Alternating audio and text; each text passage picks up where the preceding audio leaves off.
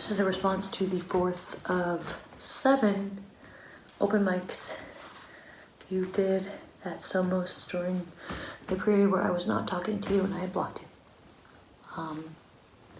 You did this in October. Maybe. That's very kind. Let me, hold on. It's a selfie, huh? Or goofy. Yeah. We'll see. We will go to plan 2. If, all right.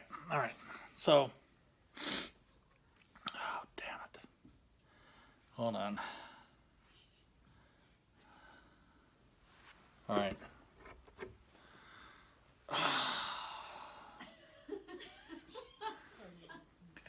Choreography.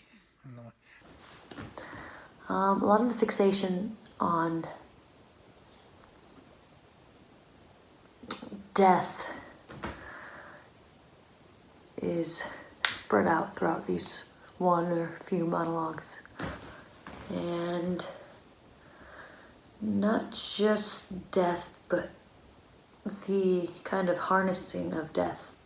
So, when I leave here tonight, I will drive north on the main drag toward the blinking light, and I will make a decision whether I want to live or die. I do that every time I do the open mic.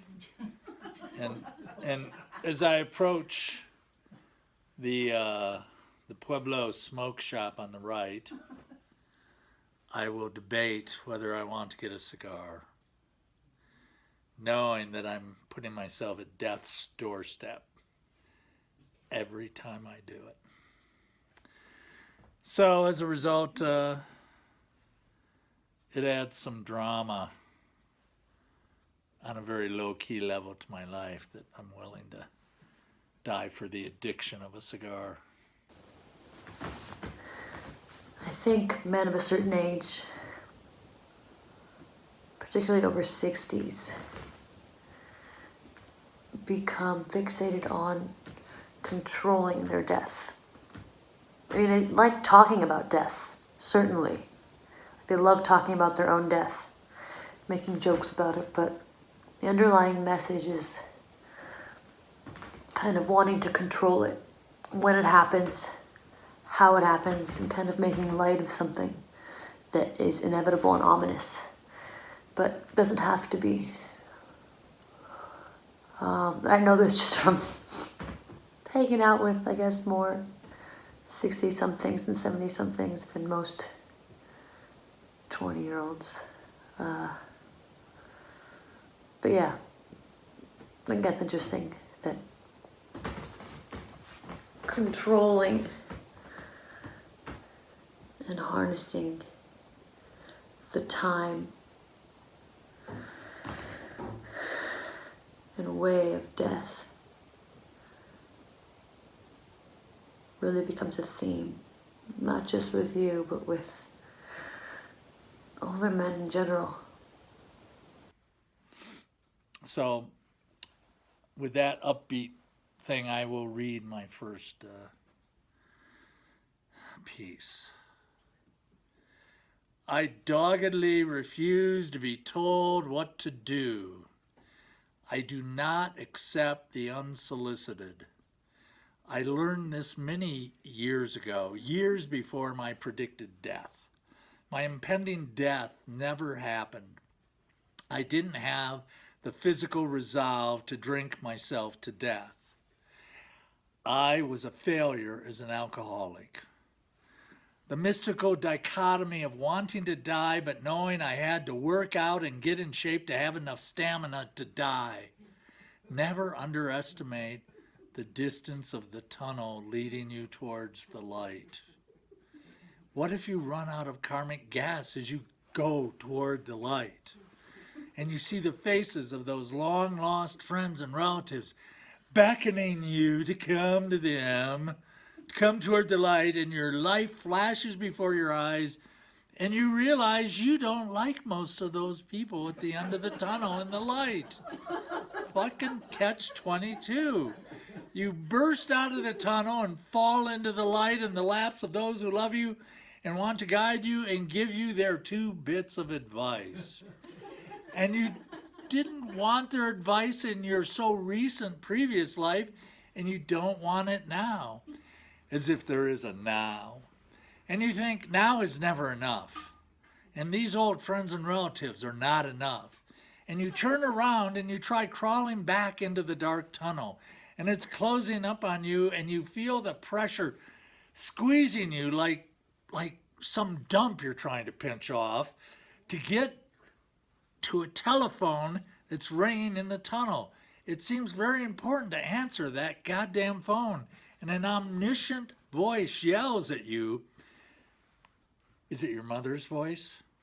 And threatens you, don't take the Lord's name in vain. And you're stuck in the dark, and those nauseating, oh so sincere, helpful voices urge you to turn around and come back towards the light. And you crawl deeper into the dark, away from the light. Gotta get away, you think. And you find yourself in a pool of gelatinous fluid, membranes, and tubes that could be snakes. And a force beyond yourself starts constricting around you, and you wonder if you've become a field mouse in a bull snake's belly. And the contractions push you and twist you, and you think you're drowning. Then feminine fingers break the darkness and clutch your little head, and there's that damn light again, but this time the dead relatives and friends aren't there. It's a room full of strangers, and they're really happy to see you. And you burst out with a shriek that says, "What? Can't you just leave me alone?" And everyone is happy to see you, and you wonder once again, who are these goddamn people, and how do I get away from them? Okay.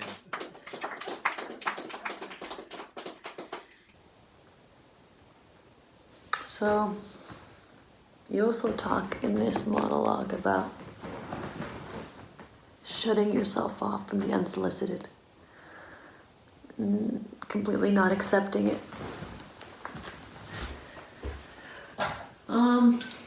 I think that's kind of crucial too. It's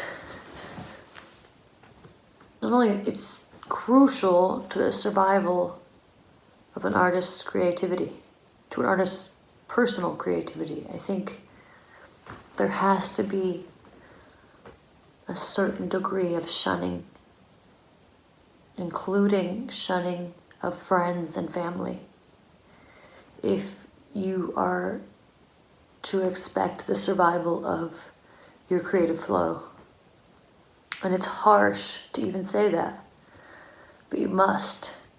And I think you even mentioned this about the artist's way, and how in the artist's way it talks about, which I've never read, but I've heard of from other people. You talk about how there has to be a cutting off of family ties, especially where they cause frustration and creative thwarting, you know? It makes me think of the Daniel Johnston song, Portrait of an Artist. I don't know if you know that one. It's like, let me tell you about a story of an artist growing old.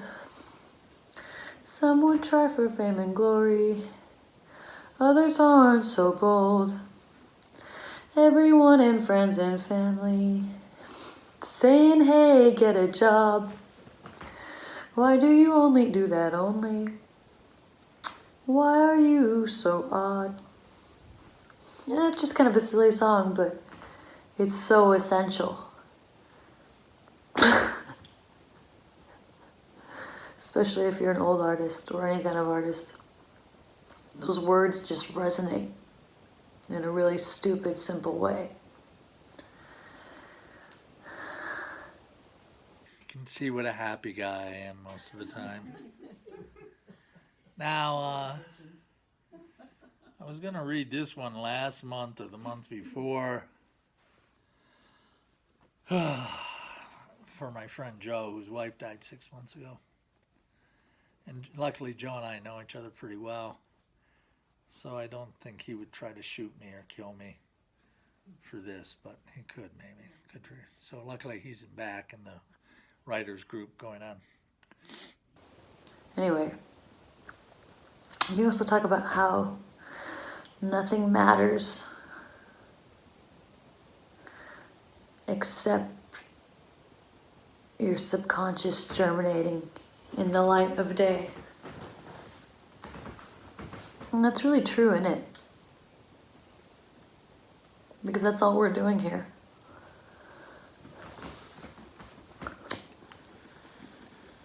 Ultimately.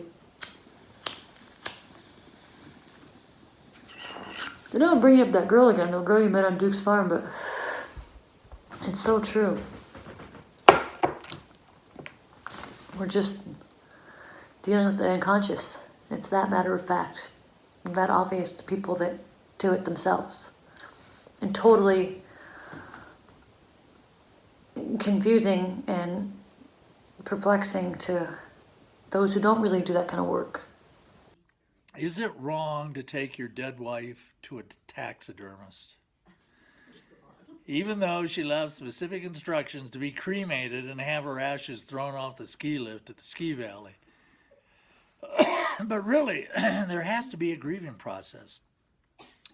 You get your partner stuffed and you have her there in front of you in the living room by the fireplace. Let's be real. Not all grieving is about the memories of the good times. There's a lot of hateful stuff to process also. You can't spread her to the wind until you've had some sort of resolution. Imagine getting up and yelling in her rigid face about all the times she let you down and didn't support you in your dreams. If you come across a really horrific memory of her, you can put her in the closet for a while as punishment.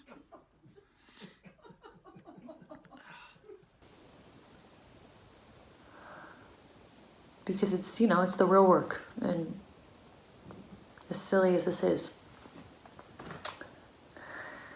You also talk in this video about how I am your kick-ass muse of the muses you have acquired.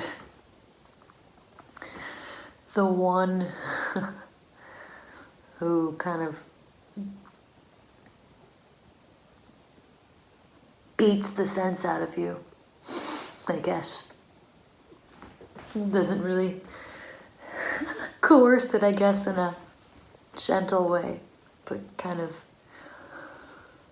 breaks you up, causes chaos and death and rebirth. Now we're going to a little more upbeat piece here.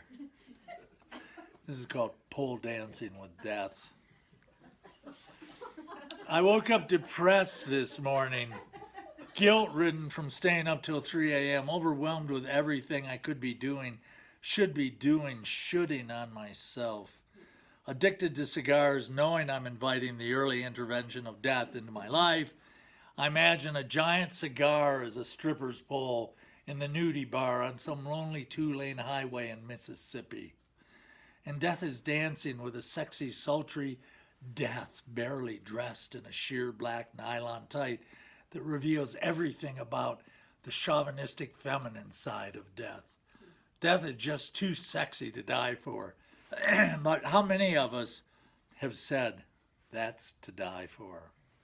And I would like to say on that note that chaotic though I may be, I don't know if I am always the source of chaos in people's lives. I think, just from what I've noticed, that I'm more often the teller of chaos. And kind of like a phoenix, I guess. And I continue to lie here in the morning sun that insists on invading my bedroom, which has no walls, only windows. Windows to my soul, laying there on the giant bed, depressed. Keep it simple, I think. Just gear up to go brush your teeth. Do a good job. Floss before you brush. Surely this might relieve the depression. Not. but add cumin to the toothpaste in order to combat the dark cigar stain on your upper left big tooth. And I think I'll take a shower. It's been a few days. I have very little body odor, according to my daughter. So I think I can get away with fewer and fewer showers. And I'm sitting on the toilet waiting for inspiration, and I think about the open mic tomorrow night at Somos. I mean, it's not a noble job. I'm just saying I kind of come into certain people's lives at the time of death. Death of an old idea or an old pattern. And it's often accompanied with chaos and destruction. But I will say that I'm not always the cause of chaos and destruction, but kind of the midwife that brings this new period into your life.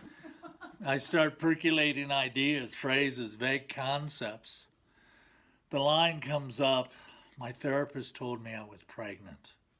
And I think I'm still too depressed and lethargic to do any actual writing, but I can open my iPad pages and start a file with that line as a reminder to write about it later. And that it is there for the chaos and can kind of assimilate it. So I sit on the edge of my bed and flip open the iPad with my fancy keyboard carrying case, and I get that first line typed and the flow starts, and I write some inspired gibberish, and I've struck the flint to my shavings, and the kindling of my mind catches a flame, and I'm on fire. I'm inspired from the depths of my subconscious. I take the shower, I clean, and the maggots crawl out of the grave in my subconscious, and they push some time-lapse button and grow into innocent children of thoughts and ideas and feelings, and they play and they invite me to dance, and my fingers go back to the keyboard at my dining table, and I realize nothing really matters except what my unconscious wants to germinate in the light of day. With you and for you. So yeah, I feel like, I don't know why I got this particular out of this video, this fourth monologue, but and I never noticed it before. I kind of noticed it recently, but there's really is a clear reciprocity between a reciprocity of kind of effort and intentions between us that literally just wasn't clear to me before. And my fire grows and my day is already accomplished and the rest is frosting on the cake of life, even though I'm trying to go low carb. Prior to actually getting out of bed, my text ring summons me from my iPhone from the headboard. It's my part-time muse, Melanie, telling me if I have any plans for, asking me if I have any plans for my birthday. I say, what birthday? I've been born watching Ancient Aliens, and I don't think I was born. How'd you find out? I ask her in regards to my possible birthday. She says, Facebook. Damn that Facebook fucking telling everybody I've got a birthday. I kind of just assumed you were getting more out of me as a creative collaborator than you were paying me for, that, you know, or even I was working you, you know, as a sugar daddy and, you know, kind of milking you for those kind of monetary resources and getting more out of you than I was getting, you know, kind of as a financial dominatrix. But I don't know if it's really like that. I think you are quite honestly giving me everything you think I deserve.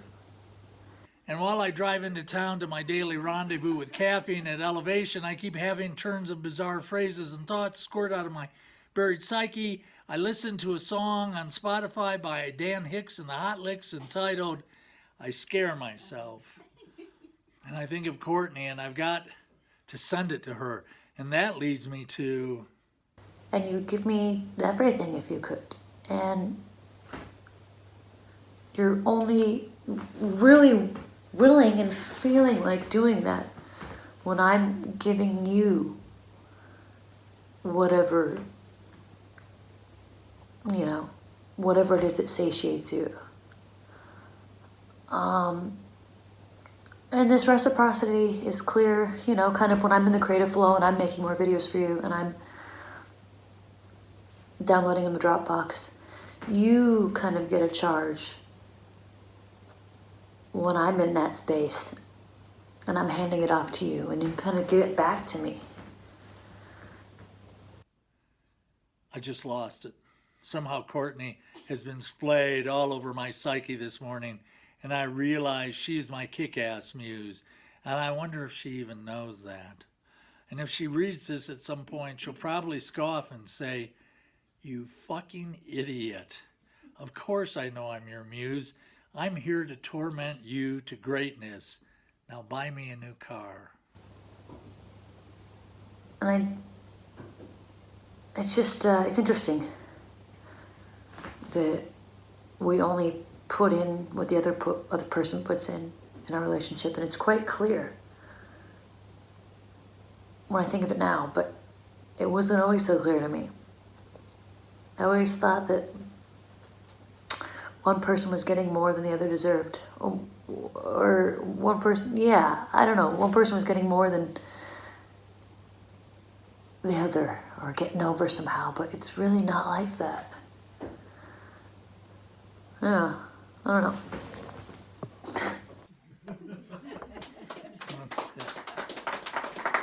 That's it. I better stop now.